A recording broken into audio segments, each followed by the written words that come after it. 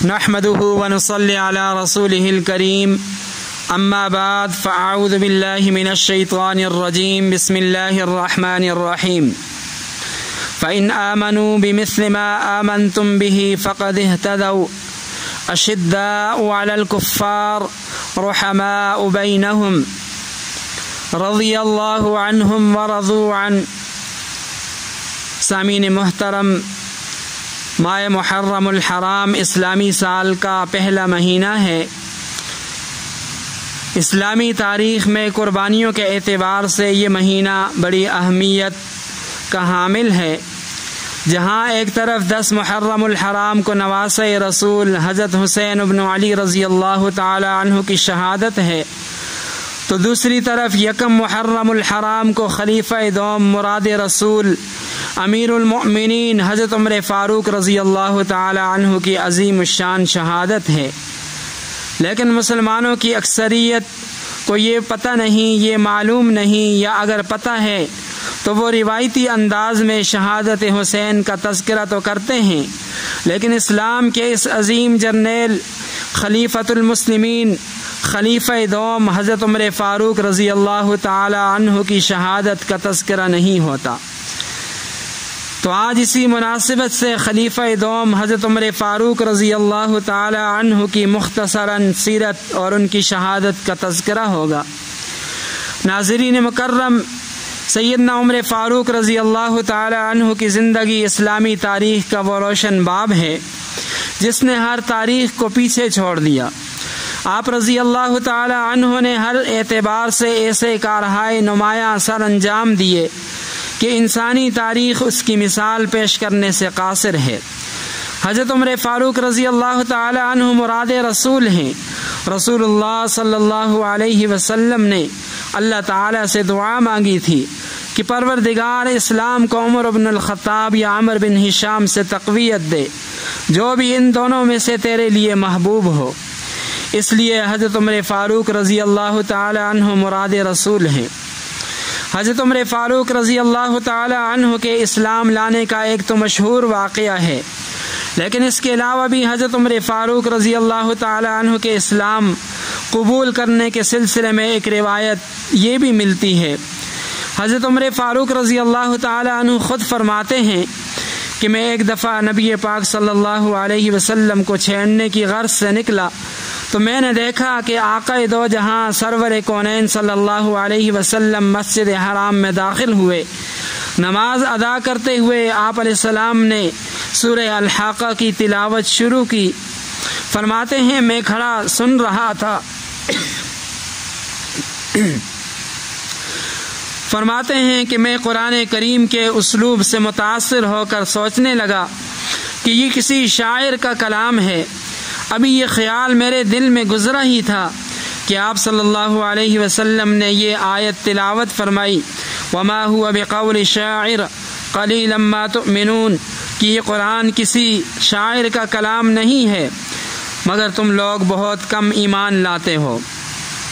فرماتے ہیں اس پر میں نے دل میں خیال کیا کہ یہ تو کاہن معلوم ہوتا ہے، یہ تو کوئی نجومی معلوم ہوتا ہے جو میرے دل کے حال سے واقف ہو گیا۔ تو میرے کانوں سے آپ صلی اللہ علیہ وسلم کی یہ تلاوت ٹکرائی، ولا بقول کاہن قلیلا ما تذکرون، کہ یہ قرآن کریم کسی کاہن نجومی کا قول نہیں ہے لیکن تم لوگ بہت کم نصیحت حاصل کرتے ہو۔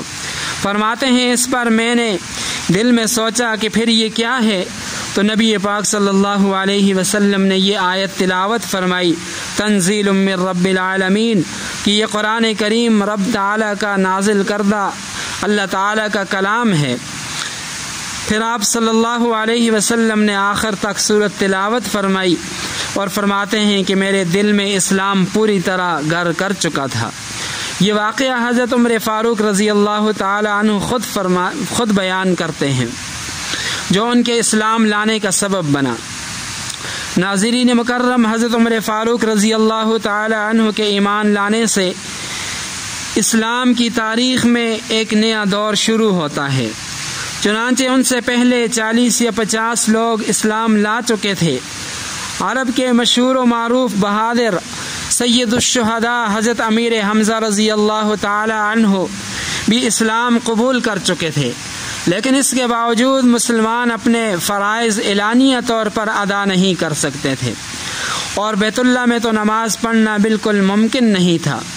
لیکن جب حضرت عمر فاروق رضی اللہ تعالی عنہ اسلام لائے تو حالت بدل گئی۔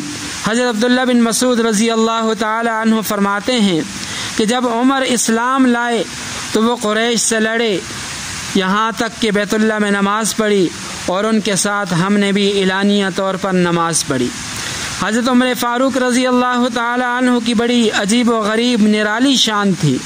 جب مدینہ طیبہ سے مکہ مکرمہ سے مدینہ طیبہ ہجرت کرنے لگے تو اپنے ساتھ 20 مسلمانوں کو لے کر نکلے، ان میں ان کے بھائی، بہنوئی، داماد وغیرہ بھی شامل تھے۔ جب چلنے لگے تو پہلے انہوں نے اپنی تلوار کمر سے باندھی، کمان کندھے پر رکھی، تیروں کا ترکش گلے میں لٹکایا، نیزہ ہاتھ میں پکڑ کر کافروں کے سامنے سے گزرتے ہوئے بیت اللہ پہنچے، بڑے اطمینان کے ساتھ نماز پڑھی۔ اس وقت وہاں بہت سے کافر موجود تھے۔ حضرت عمر فاروق رضی اللہ تعالی عنہ نے ان کو مخاطب کر کے بلند آواز سے فرمایا، میں آج مکہ مکرمہ سے جا رہا ہوں، جس کو اپنے بچے یتیم کرنے ہوں، اپنی بیویوں کو بیوہ بنانا ہو تو وہ مکہ مکرمہ سے باہر نکل کر میرا مقابلہ کرے، میرا راستہ روکے۔ لیکن کسی کافر کو یہ جرت نہ کر سکا، کوئی کافر یہ جرت نہ کر سکا کہ ان کو روک سکے یا راستے میں ان کو نقصان پہنچا سکے۔ یوں حضرت عمر فاروق رضی اللہ تعالی عنہ نے 20 مسلمانوں کے ساتھ مکہ مکرمہ سے مدینہ طیبہ ہجرت فرمائی۔ ناظرین مکرم، حضرت عمر فاروق رضی اللہ تعالی عنہ کو اللہ تعالیٰ نے بے شمار خوبیوں سے نوازا تھا۔ آپ رضی اللہ تعالی عنہ کی ایک نمایاں خوبی یہ تھی کہ آپ کی فطرت اور طبیعت کو وحی نبوت سے اتنی مناسبت سی کہ بارہا ایسا ہوا کہ نزول وحی سے پہلے اللہ تعالیٰ وہ بات آپ کے دل میں ڈال دیتے، اور پھر آپ کی موافقت میں قرآن مقدس نازل فرما کر آپ کی عظمت کو 4 چاند لگا دیے۔ اسی لیے رسول اللہ صلی اللہ علیہ وسلم نے ایک موقع پر فرمایا، لو کان بعدی نبی لکان عمر، اگر نبوت کا دروازہ بند نہ ہوتا تو میرے بعد عمر نبی ہوتے۔ احادیث کی کتابوں میں بے شمار ایسے واقعات ملتے ہیں کہ اللہ تعالیٰ نے حضرت عمر رضی اللہ تعالی عنہ کی رائے پر قرآن مقدس نازل فرمایا۔ غالباً فتح مکہ کا موقع ہے، نبی پاک صلی اللہ علیہ وسلم حضرات صحابہ کرام کے ساتھ بیت اللہ کا طواف کر رہے ہیں۔ مقام ابراہیم کے قریب پہنچ کر آپ علیہ السلام نے حضرات صحابہ کرام اور حضرت عمر فاروق رضی اللہ تعالی عنہ سے فرمایا، ھذا مقام ابینا، کہ یہ وہ پتھر ہے جس پر کھڑے ہو کر ہمارے جد امجد حضرت ابراہیم علیہ السلام نے بیت اللہ کو تعمیر فرمایا تھا۔ دیکھیے کس طرح اللہ تعالیٰ نے اس پتھر پر اپنی قدرت کاملہ سے ان کے نقش قدم ثبت فرما دیے۔ حضرت عمر رضی اللہ تعالی عنہ بے ساختہ کہنے لگے، یا رسول اللہ افلا نتخذہ مصلی، کہ اللہ کے رسول میرا دل چاہتا ہے کہ اس پتھر کے قریب کھڑے ہو کر نماز پڑھی جائے۔ تو نبی پاک صلی اللہ علیہ وسلم ان کی یہ تمنا سن کر خاموش رہے کہ دین بنانا تو اللہ تعالیٰ کا کام ہے۔ ابھی آپ صلی اللہ علیہ وسلم حضرات صحابہ کرام وہیں پر کھڑے تھے کہ جبرائیل امین وحی لے کر حاضر ہوئے کہ عمر جو کچھ فرش زمین پہ چاہتا ہے اللہ تعالیٰ وہیں عرش بری پہ چاہتا ہے۔ چنانچہ ارشاد فرمایا، واتخذوا من مقام ابراہیم مصلی، کہ تمہیں آج سے حکم دیا جا رہا ہے کہ مقام ابراہیم کے قریب کھڑے ہو کر نماز ادا کرو۔ کسی شخص کا طواف اس وقت تک کامل مکمل نہیں ہو سکتا جب تک حضرت عمر رضی اللہ تعالی عنہ کی تمنا ان کی آرزو کے مطابق مقام ابراہیم پر 2 نفل ادا نہ کر دیے جائیں۔ شراب عرب معاشرے میں اس قدر رچی بسی ہوئی تھی کہ کوئی محفل اس سے خالی نہیں تھی۔ حضرت عمر فاروق رضی اللہ تعالی عنہ کی یہ شدید خواہش تھی کہ یہ خبیث چیز جلد از جلد یہ حرام کر دی جائے۔ چنانچہ ایک دن آپ رضی اللہ تعالی عنہ نے بڑے سوز کے ساتھ اللہ تعالیٰ کے حضور التجا فرمائی کہ پروردگار شراب کے بارے میں کوئی واضح اور صریح حکم نازل فرما دیجیے۔ چنانچہ آپ رضی اللہ تعالی عنہ کی خواہش پر اللہ تعالیٰ نے فوراً نہیں وہی نازل فرما دی، یا ایھا الذین آمنوا انما الخمر والمیسر والانصاب والازلام رجس من عمل الشیطان فاجتنبوہ لعلکم تفلحون۔ جب یہ آیت نازل ہوئی تو حضرت عمر فاروق رضی اللہ تعالی عنہ ان آیات کے نزول پر اتنے خوش ہوئے کہ بارہا فرماتے تھے انتہینا یا رب، کہ پروردگار ہم نے تیرا حکم مان لیا اور ہم ان کاموں سے باز آ گئے۔ ناظرین مکرم، حضرت عمر فاروق رضی اللہ تعالی عنہ بڑے عظیم مرتبہ مقام کے انسان تھے۔ حضرت عمر فاروق رضی اللہ تعالی عنہ کی شہادت کا واقعہ یوں پیش آیا کہ مدینہ طیبہ میں ایک مجوسی غلام تھا فیروز نامی۔ ایک دن وہ حضرت عمر فاروق رضی اللہ تعالی عنہ کی خدمت میں حاضر ہوا اور اپنے آقا حضرت مغیرہ بن شعبہ رضی اللہ تعالی عنہ کی شکایت کی کہ انہوں نے مجھ پر بھاری محصول تاوان مقرر کر رکھا ہے، آپ اس سے کم کروا دیں۔ تو آپ رضی اللہ تعالی عنہ نے اس سے پوچھا کہ وہ کتنا ہے؟ تو کہنے لگا روزانہ کے 2 درہم ادا کرنے پڑتے ہیں۔ آپ رضی اللہ تعالی عنہ نے پوچھا کہ تم کون سا پیشہ کرتے ہو؟ تو کہنے لگا میں نقاشی کا پیشہ اختیار کیا ہوا ہے۔ تو آپ رضی اللہ تعالی عنہ نے فرمایا کہ اس پیشے کے مطابق محصول کی رقم ادا کرنا کوئی مشکل نہیں۔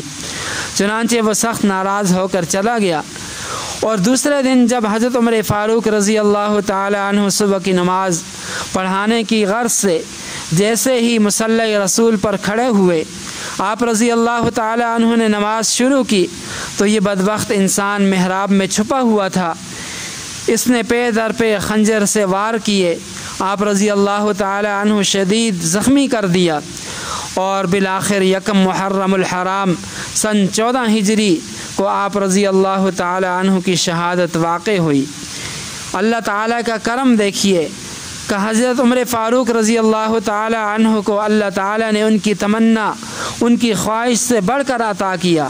صرف مدینہ طیبہ کی موت نہیں، مسجد نبوی کی موت نہیں، محراب رسول کی موت عطا فرمائی، مصلی رسول کی موت عطا فرمائی، اور پھر روضہ رسول میں قبر کی جگہ بھی عطا فرمائی۔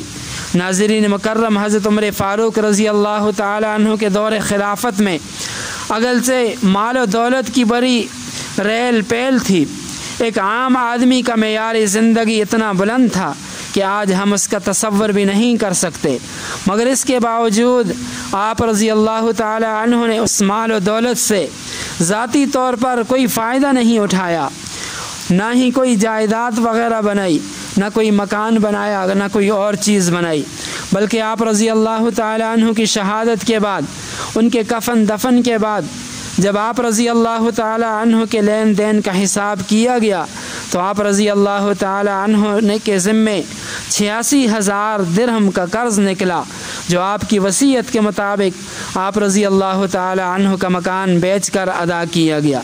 یہ تھے حقیقت میں ریاست مدینہ کے حکمران، جن کا آج نام لینے والے بہت ہیں، لیکن ان کا عمل اور ان کے طور طریقوں سے سراسر اعراض کرنے والے ہیں۔ اللہ تعالی